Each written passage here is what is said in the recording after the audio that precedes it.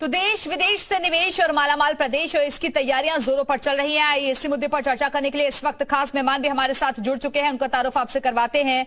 राजेश चौधरी जी BJP प्रवक्ता हमारे से जुड़े हुए हैं। कीर्ति निधि पांडे जी समाजवादी पार्टी के प्रवक्ता हमारे से जुड़ गए हैं। भूपेंद्र तिवारी जी अर्थशास्त्री के तौर पर हमारे साथ जुड़े हुए हैं। पंकज अग्रवाल जी यूपी डेवलपमेंट फोरम से हमारे साथ मौजूद हैं। बहुत बहुत स्वागत है आप सभी का। लेकिन चर्चा की शुरुआत राजेश जी मैं आपके साथ ही करना चाहूंगी, क्योंकि आपके कई मंत्री विदेशों के दौरे पर थे। विदेशी निवेशकों को लुभाने के बाद अब बारी है घरेलू निवेशकों पर नजर की। किस तरीके से पूरा रोड मैप तैयार किया गया है और क्या तैयारियां हैं सरकार की इसको लेकर?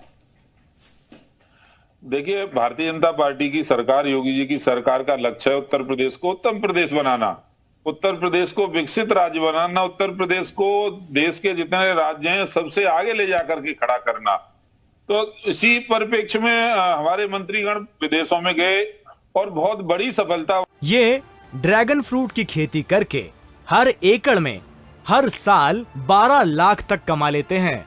आपको भी करना है तो फ्रीडम ऐप को अभी डाउनलोड कीजिए। वहां जाकर के लोग उनको मिली है और बहुत बड़ा निवेश उत्तर प्रदेश के अंदर आने वाला है। तो हमारी ये जिम्मेदारी बनती है कि हम हमारे जो स्थानीय निवेशक हैं, यहाँ जो उद्योगपति हैं, उनको भी आमंत्रित करें, उनसे संपर्क करें और उनको कहें कि आप आइए उत्तर प्रदेश में निवेश करिए। उत्तर प्रदेश सरकार आपको पूरा सहयोग करेगी और अच्छे मौके उपलब्ध कराएगी। आप यहाँ आकर के निवेश करेंगे, उद्योग लगाएंगे, सरकार आपके साथ खड़ी है। उत्तर प्रदेश के विकास में आप भी सहयोगी बनिए। ये हम यहाँ स्थानीय जो हमारे निवेशक हैं उनके साथ करने वाले हैं। ठीक है। कीर्ति निधि पांडे जी, विकास में सहभागिता और सहयोगिता विपक्ष की भी तो जरूरी होती है ना, और निवेश को बढ़ावा तो प्रदेश में अगर मिले तो मेरे को नहीं लगता कि किसी चीज की कोई आपत्ति विपक्ष को होगी।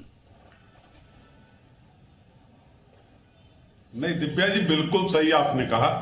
अगर उत्तर प्रदेश के अंदर विकास हो, उत्तर प्रदेश के अंदर रोजगार के अवसर मिले, उत्तर प्रदेश के अंदर देश और विदेश की बड़ी बड़ी कंपनियां आए और अगर सरकार इसके लिए प्रयास करे, सार्थक प्रयास करे, सही दिशा में प्रयास करे, तो सरकार की प्रशंसा होनी चाहिए।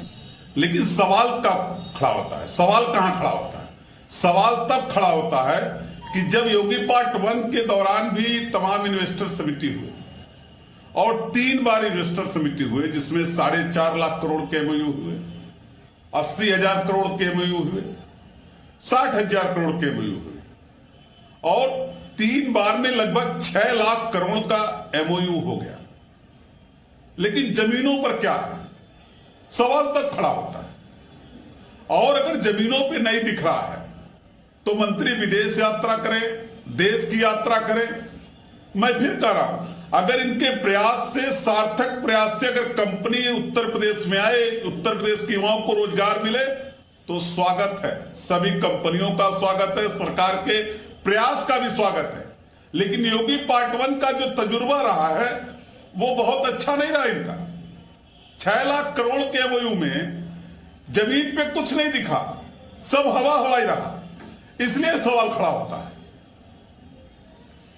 ठीक है, वापस आऊंगी और आपके सवाल का जवाब राजेश जी से आगे मैं लूंगी। लेकिन भूपेंद्र तिवारी जी, अब मैं आपसे समझना चाहूंगी, ये जो उत्तर प्रदेश सरकार ने $1 ट्रिलियन इकोनॉमी का लक्ष्य जो रखा गया है, क्या आपको लगता है कि उस दिशा में आगे कदम बढ़ रहे हैं और वाकई में संभावनाएं आगे की दिशा में बढ़ती हुई रोजगार के लिए, निवेश के लिए, विकास के लिए दिख रही है? देखिए, एक अर्थशास्त्री के तौर पर हम सिर्फ इतना कहना चाहेंगे कि रोजगार के अवसर अगर सृजित करने हैं तो उसके लिए कुछ प्रयास तो करना पड़ेगा आपको, पहली बात। और दूसरा ये है कि हो सकता है कि पिछले अनुभव में कुछ फेल्योर रहा हो, लेकिन उसी को ध्यान में रखते हुए हाथ पे हाथ रख करके बैठ जाना भी बिल्कुल ठीक नहीं है। अगर बड़े निवेशक आएंगे और बड़े निवेशकों को आकर्षित करने के लिए पॉलिसीज बनानी पड़ती हैं, और पॉलिसी जहां तक मुझे जानकारी है और सरकार की वेबसाइट पर भी अवेलेबल है, 2017 से लेकर के 2022 तक में बहुत सारी पॉलिसीज, करीब 22 पॉलिसीज अलग अलग क्षेत्रों की, अलग अलग सेक्टर्स की पॉलिसीज को बनाया सरकार ने। अगर अब हम निवेश की बात करें कि बड़े निवेशक अगर उत्तर प्रदेश में कदम रखेंगे तो उससे छोटे निवेशकों को अपने आप फायदा होगा। उसका कारण यह है कि जो छोटे निवेशक होते हैं वो as a supply vendor, supply chain होता है। सप्लाई चेन में छोटे निवेशक जो होते हैं वो वेंडर के तौर पर उसमें शामिल होते हैं और उससे उनको भी रोजगार अवसर सृजित करने का एक अवसर मिलता है। आपको मालूम होगा कि अगर सरकार ने थोड़ा सा ध्यान दिया होता तो एक बहुत बड़ा सेक्टर सब डेवलप हुआ था। गाजियाबाद के पास लोनी में एक क्रोनिका सिटी थी। क्रोनिका सिटी इसलिए डेवलप नहीं हो पाई क्योंकि इन्वेस्टर वहां पर आए नहीं। उसका कारण था कि उसके अगल बगल जो एरिया था वो इस तरह का क्राइम से भरा हुआ एरिया था, या थोड़ा सा वहां पर कुछ ऐसी सामाजिक संरचना थोड़ी सी ऐसी गड़बड़ है जिसको मैं टीवी पे नहीं बोलना चाहता हूं, जिसकी वजह से वो इतना बड़ा एरिया बहुत वेल डेवलप्ड, सरकार ने बहुत डेवलप किया, लेकिन वहां पर इन्वेस्टर नहीं आए और इन्वेस्टमेंट उन्होंने नहीं किया। आज अगर इन्वेस्टर आ रहे हैं तो उसका कारण ये है, इन्वेस्टर अगर आते हैं तो सरकार की पॉलिसी, अच्छा ये एक अस्थायी सरकार होती है तो जब बार बार पॉलिसी चेंज नहीं होती है तो इन्वेस्टर अपने आप आते हैं। अगर रोज सरकार चेंज होती रहे तो इन्वेस्टर को भी लगता है कि आज आप पॉलिसी किसी की है, कल दूसरा आएगा तो क्या पॉलिसी तय करेगा, कोई भरोसा नहीं है। तो एक इन्वेस्टर एक लंबे समय की पॉलिसी चाहता है, और जब सरकार अस्थायी होती है और पूर्ण बहुमत की होती है तो इन्वेस्टर भी आकर्षित होता है और उस पॉलिसी पर उसका भरोसा होता है कि अगले 5 साल तक तो यही पॉलिसी रहने वाली है। तो वो एक लंबा इन्वेस्टमेंट करने की सोचता। और देखिए किसी भी इन्वेस्टमेंट में एक हम लोग कहते हैं अपने टर्मिनोलॉजी में गेस्टेशन पीरियड। आज हम इन्वेस्टमेंट करेंगे, उसका रिजल्ट हमें 1 साल बाद मिलना शुरू होगा। अब 1 साल बाद तक अगर हमें पता चला कि पॉलिसी ही चेंज हो गई तो इस इन्वेस्टर का कितना नुकसान होगा। इसलिए इन्वेस्टर बहुत सोच समझ करके और बहुत जांच परख करके तब कदम रखता है, और इसके लिए सरकार को यात्राएं भी करनी पड़ेगी, इन्वेस्टर को कन्विंस भी करना पड़ेगा, अपने पॉलिसी में सुधार भी करना पड़ेगा जो सरकार ऑलरेडी कर रही है। और इसके साथ साथ सप्लाई चेन के साथ साथ एग्रीकल्चर जो डेवलपमेंट है, क्योंकि रॉ मटेरियल तो एग्रीकल्चर सेक्टर से ही आना है, तो एग्रीकल्चर सेक्टर में भी इन्वेस्टमेंट करना पड़ेगा जिससे रॉ मटेरियल उनको बाहर से बिल्कुल, तो डेवलपमेंट करना होगा, पॉलिसीज में भी कई तरीके के बदलाव करने होंगे। पंकज जायसवाल जी भी हमारे साथ जुड़े हुए हैं यूपी डेवलपमेंट फोरम से। पंकज जी, जिस बात का जिक्र अभी भूपेंद्र जी भी कर रहे हैं कि एक तो स्थायी सरकार का होना बहुत जरूरी है और दूसरा एक कि बेहतर माहौल मिलना चाहिए, तब इन्वेस्टर्स आकर्षित होते हैं।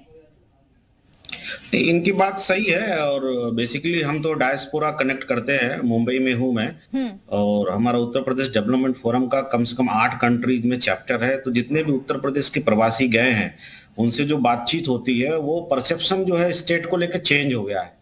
और जो परसेप्शन चेंज को लेकर जो सबसे मेजर कारण जो उनके समझ में आती है वो एक तो लॉ एंड ऑर्डर का आता है, उनको लेके कॉन्फिडेंस बढ़ा है स्टेट में, क्योंकि इन्वेस्टर जो है सिक्योरिटी चाहता है। कोई भी बाहर से इन्वेस्टमेंट करने आता है किसी भी स्टेट में तो सबसे पहले क्वेश्चन उसका ये रहता है कि हमारे एसेट्स की सिक्योरिटी रहेगी कि नहीं, हमारी सिक्योरिटी रहेगी कि नहीं, और हमारे स्टाफ की सिक्योरिटी रहेगी कि नहीं, स्टेबल एनवायरमेंट है कि नहीं।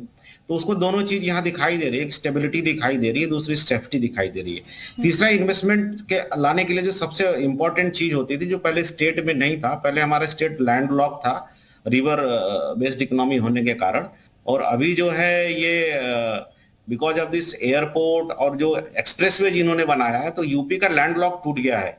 तो अब लोगों को लगता है कि हम यूपी मॉर्निंग जाके इवनिंग में आ सकते हैं, तो बड़ा इजीली अप्रोचेबल हो गया, बहुत आसान हुई है, बढ़ गई है। तो जो इन्वेस्टर को बेसिक चीज चाहिए थी वो बेसिक चीज इन्वेस्टर को पसंद मिल गई है। तो इन्वेस्टर ज्यादा से ज्यादा अभी उत्तर प्रदेश की तरफ देख रहे हैं, वो जानना चाहते हैं और वो पॉजिटिवली देख रहे हैं कि हमें इन्वेस्टमेंट करना चाहिए, क्योंकि दुनिया के पास इफरात पैसा है।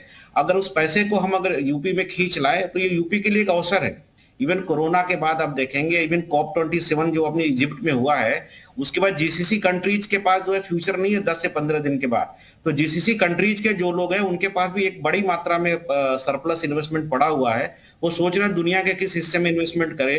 तो मुझे लगता है कि सरकार का जो ग्लोबल इन्वेस्टर समिट का जो ये डिसीजन है वो काफी बेटर है, और इसमें उत्तर प्रदेश जो है, उत्तर प्रदेश देश का मैन्युफैक्चरिंग हब बन सकता है, और इसमें अच्छी दिशा में हम लोग जा रहे हैं। परसेप्शन भी बदला है और देश स्टेबिलिटी एंड सेफ्टी भी स्टेट में बढ़ी है।